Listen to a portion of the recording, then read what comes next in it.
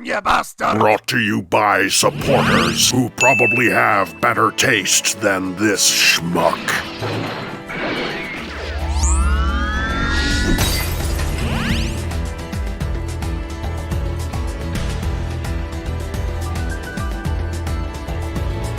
Rebel Paradise Soundwave.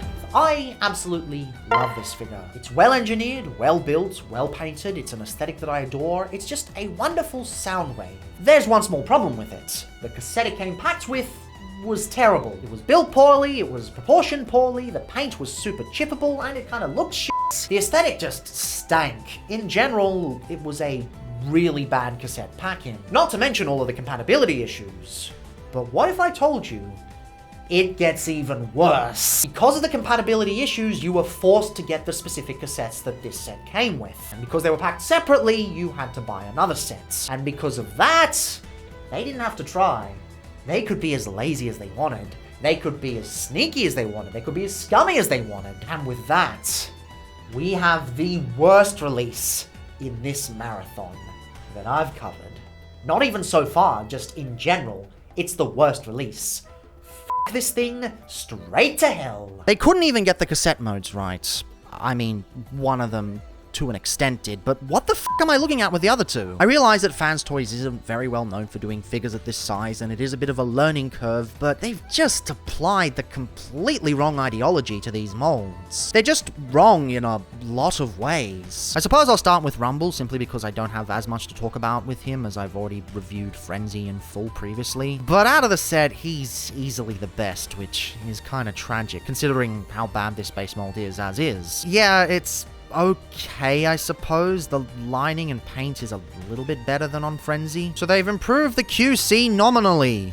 Yay, I guess. That's still upside down. I don't know which way these are supposed to go, but I don't think these figures really deserve it anyway. Who cares if they're upside down or not? They're shit anyway. The QC on this one is a lot better, and I do adore the color scheme as well. It holds together a lot more solidly. I mean, still, if you pull it out there, it'll, fall out, but if you shake it around, it's less likely to flop around, compared to this, which, just automatically go crazy like that. And I adore this blue.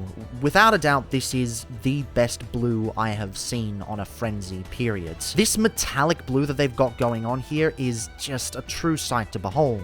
But again, as I said in the original review, at what cost? It's all die-cast. You're gonna end up with paint chipping, putting it in and out of Soundwave. In fact, on my original copy of Frenzy, it's already happening. This is easily the best of the three, and I am glad they've got the QC fixed. Everything's lined up properly, and it feels a lot denser. Probably had a lot more time to cook in the oven, but this mold still has its issues. These bits still have a tendency to buckle under the pressure of the molding, meaning that some people can't even get to this because it's just completely Some people will have to disassemble their toys just to access this mode, and that's the best of the three. Like, seriously, it only gets worse from here. Like with Laserbeak. What the f happened to Laserbeak? It's just... no! This would have been perfectly fine on a Chug figure, but this is just a mess. The only part that even looks remotely like a cassette is this sort of octagonal shape in the middle. Everything else is just robot bits. On a Chug figure, this would be perfectly fine. I would have no criticisms whatsoever. But this set is expensive. It's made entirely out of die-cast, and the price is jacked up to oblivion. Classic Fanstoys, I guess. And that price could have justified itself, but you can tell right from the Microcassette mode that it doesn't do that. These bits don't really appear on the robot mode. They could have color matched it, but they chose not to. I can sort of give the wingtips here a bit of flack because of the transformation, but come on, you can do better. Ironically, the back half actually looks more clean than the front half it's supposed to be. Slight problem though.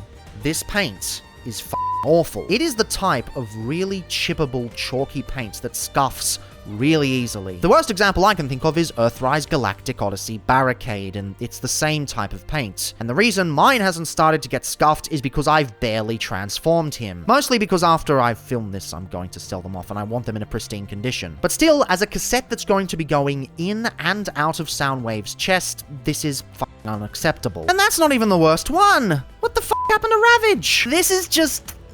No! I realize that Ravage is a really difficult figure to do, but compared to what the Masterpiece did, the work was already done for them. They could have so easily just copied it, but they had to go with their own style that they thought was better, and it just barely looks like a cassette. And I get that Ravage is a very difficult design to engineer, given what he turns to from such a flat pancake of a figure into a cougar. It's not an easy conversion to get right. But when even the original G1 gets it better, that is a problem. And you might say, well, the G1 has proportional issues. But we'll get to that in a little bit. Also, yeah, this isn't really the G1 version, it's actually the version from the Covert Ravage pack, but same difference, same difference. So yeah, I'm sorry, these just aren't acceptable given the price that you're paying for them. This is not a cheap set. If it were, say, $70, I could easily give it a pass. But they had to make them entirely die-cast, and they had to jack up the price because Fanstoys will be Fanstoys. And consequently, no, these have to be held to a higher standard. When the original G1 toys make more convincing cassettes, I take issue with that. So yes, I will give more leeway to the Chug versions from War for Cybertron. And yes, I will give more leeway to the Masterpiece versions, especially given their age and their price. But these, no, they're just not acceptable in any way. Now, for the sake of simplicity, these are all the same size as the original Frenzy from the original Robot Paradise Soundwave review. And of course, they're all the same size as each other, so dimensions should be the same. But for size comparisons, here he is next to a standard Legion figure, a standard Core Class figure, a standard modern Micromaster, a standard modern Minicon, a not-so-standard Lego minifigure, and Crumbs. Now, for the sake of my own sanity, I am not going to be transforming Rumble on camera because he is exactly the same as Frenzy. If you want more details about him, go back and watch the original Robot Paradise Soundwave review. I'm not doing this again. Because already we have to deal with this shit. First thing you want to do is bring up the legs like so and rotate them into place. The guns come out to the side. The wings slowly just bring themselves down, and these are super flimsy. Despite being made mostly out of die-cast, I'm half worried I'm gonna break the damn thing. Like, that's not very good at all. Bring these panels up like that, and they rotate around and into place. Also worried I'm gonna snap something while doing this. Bring the Condor head out on a sliding rail and bring it up. Rotate the wings into place, rotate them around, and there we go. Functionally, it shouldn't be too bad, but in practice, it just does not work. The tolerances are so icky, I'm just worried I'm going to break the damn thing. Which is kind of funny, considering that the one that actually breaks and buckles is Frenzy and Rumble. And this one I haven't heard any QC issues about, but it is a concern, and I'm going to be very careful. But nothing is as bad as Ravage. This is just... oh boy, this is just complete another dog shit. You bring down these side panels, again, really brittle despite being die-cast metal. What the fuck are you doing? Bring up these panels here, like so. Bring the head forwards. This all separates, and it's on these really thin double hinges here. Kind of just move like that, and like that. The legs come forward, like so. Back legs come back, along with the tail that goes up. These just angle out like so. These are supposed to lock it into place by hooking over the sides. That... what the f***? That's like trying to take the G1 transformation and just... no. It's just left all gappy and all hollow on the sides. Just give me the Masterpiece any day. Ugh. No. I just want to know, how? How do you fuck up cassette cons? The work was already done for you in Masterpiece. How do you just... make something worse? Like, none of these are good. They're all just shit. I don't even know where to start, to be honest. Well, I suppose the best place to start would probably be the one I've covered mostly already, just so I don't have to go over everything again. Now, this is basically Frenzy, but in blue. You can argue all about it as much as you like. I don't care. Just call them what you like. Literally does not matter. And I will admit, the colors on this are absolutely gorgeous. This is most likely the best blue deco I have ever seen on a Transformer. Unofficial or official. Like, this blue is just absolutely gorgeous. And it seems slightly more durable than the actual Frenzy version, but this remains to be seen still. Because you'll remember, taking it in and out constantly will cause it to have massive paint chipping. Still, at least this one is way more solid than Frenzy over here, as you can see right there. That's just unacceptable, but this is much better. It is done a lot better than the previous version. The paint's a lot crisper, it just looks better naturally. Main thing is that just everything here still carries over. The proportions are still hella jank. He's way too long, especially in the legs and the spindly little arms, because they had to mimic the G1 transformation, and that's ignoring the fact that this just sometimes physically doesn't transform. I did bring it up in the original Robot Paradise Soundwave review, but yeah, sometimes these legs are molded incorrectly. Because they're made entirely out of die-cast, because the entire figure is made entirely out of die-cast, those legs sometimes buckle during the molding process, which means you can't actually pull the necessary transformation for it to work. My copies have both been fine, but most of my friends' copies have not. I know for a fact that 2 of my friends that got this have had copies where they've actually had to unscrew and bend the metal back into place. So not a great idea making a Legends figure entirely out of die-cast, though to be honest, titanium could have told you that. Also, much like the other Frumble-alikes from the other Masterpiece cassette pack that we're covering, Rumble is the only one to have accessories. In this instance, it's the pile drivers and the guns. They work exactly the same as they did on the original Frenzy. And the painting on them is nice, and the sculpting on them is nice, but the way they're proportioned, nah, I'm just not feeling it. Plus, that's forgetting that these bits have a tendency to get looser over time, so they may end up just falling over. And the spring-loaded gimmick, yeah, I guess it's nice, but it just puts a whole bunch of extra parts that aren't needed. On a better toy, I'd find this really, really fun, but on a toy like this, and especially having to reset it, especially on a figure that's supposed to be for display, I don't know, I'm just not feeling these. And he comes with the missiles on the back, as you do, but these do not have functionality to be held in the hands.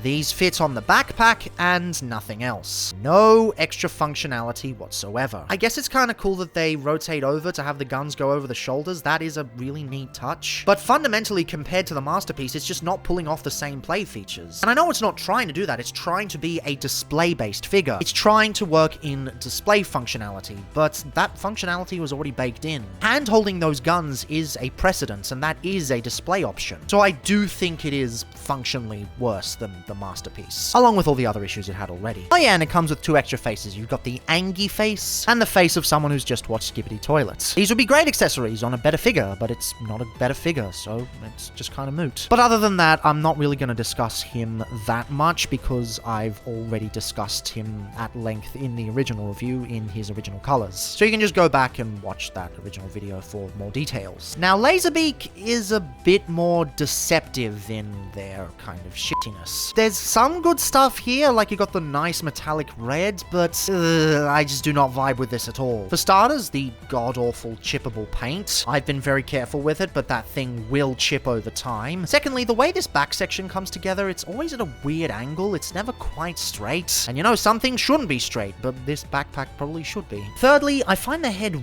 really, really big, and I know that's kind of the Sunbow designs, but I don't think it was this big in the original. I think that's kind of putting it a bit too far, going almost for toy accuracy. And I mean, hey, it's nice that you've got the little camera that flips out of there. That's a cool little feature. Do you know what I would have liked? Actual head movement.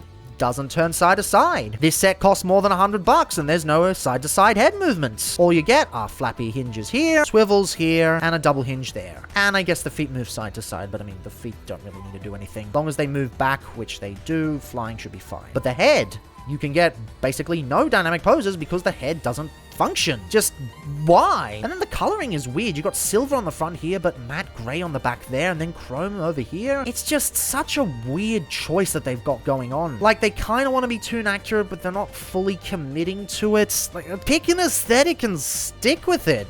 What are you doing? With Laserbeak, I can definitely see why more people would vibe with this one than the Masterpiece. It's slightly more toon accurate, and the flaws can be looked past. You know, if you're a Sunbow style collector, this is probably going to be up your alley, but I just can't do it with anything. I just can't vibe with this at all. Oh, and of course there's no tabs on the top here, so of course it's going to be misaligned. Whoop-de-doo. Now, for simplicity's sake, I'm just going to measure the wingspan, which reaches about 11.5 centimeters long. And if we bring the head down, he reaches 5.5. And Ravage. I think this is easily the worst of the sets. Just everything about this is shit. Head sculpt is kind of nice, and it's cool that it's got some nice jaw articulation. That wasn't present on the Masterpiece. Also gets side to side, which the Masterpiece didn't have. That's a good thing. But then you get to the body, and it's a mess. Huge gappy sections throughout the torso, spindly legs, really thin joints that feel like they're gonna break over time despite the fact that they're die-cast metal. In fact, the ball joints in here are just a complete disaster. You don't make ball joints out of die-cast. You've seen what happens with titanium. That's just not a good idea. It just feels like they've taken the G1 transformation and tried to replicate it in Masterpiece style, but that's not what Masterpiece should be. It shouldn't be one-to-one recreations of the G1 transformation. They should do new and interesting things. Not even the missiles look right. They just look spindly and weird. Look at how the Masterpiece did it, where they had the spikes at the back. That is a way better way of doing it, and look at how gimped they are. I just don't get how all the work was done for them and they could just copy that, or even allow them to be compatible, and we just end up with this instead. And then the articulation is basically entirely on the forward axis. You've got a hinge there, and a hinge there, and a hinge there. Can't move out to the side, can't splay out. This ball joint does not go out to the side at all. It just kind of stays there, so that's useless. And then it's just a hinge, and a hinge, and a hinge. Head moves up and down, and you do get some side to side, but weirdly you get more side to side that way than you do that way because of how the ball joint is mounted. Like, that goes there, but that goes all the way over there. Maybe I can see it a bit better there. A little bit over that way, and then all the way over that way. I guess it's because of how the ball joint's mounted.